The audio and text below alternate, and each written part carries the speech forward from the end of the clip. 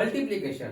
आता मल्टिप्लिकेशन मध्ये पण बऱ्याच वेळेस घोळ होतो. चला तर आपण काय करू, 5 इंटू 0. आता इथं काय होत होतं, संख्येला फरक पडत नव्हता. पण मल्टिप्लिकेशन मध्ये काय होतं, संख्येला त्या फरक पडतोय, आपण मल्टिप्लाय करतो हे, म्हणून किती येणार 5 इंटू 0. काय येणार 0. कोणत्याही संख्येला आपण 0 ने मल्टिप्लाय केलं तर उत्तर किती येतं 0. हे लक्षात ठेवा.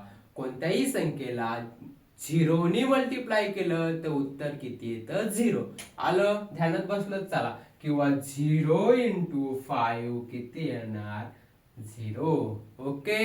नंतर दुसरी एखादा संख्या घ्या, 8 इंटू 0 किती येणार 0. 0 इंटू 8 किती येणार 0. असं उलट केलं काय, असं केलं काय, उत्तर सेमच राहणार आहे. इथं एक्झाम्पल मध्ये तुम्ही घ्या 2 इंटू 0 काय किंवा 0 इंटू 2. याचा आन्सर मला कमेंट मध्ये नक्की सांगा. चला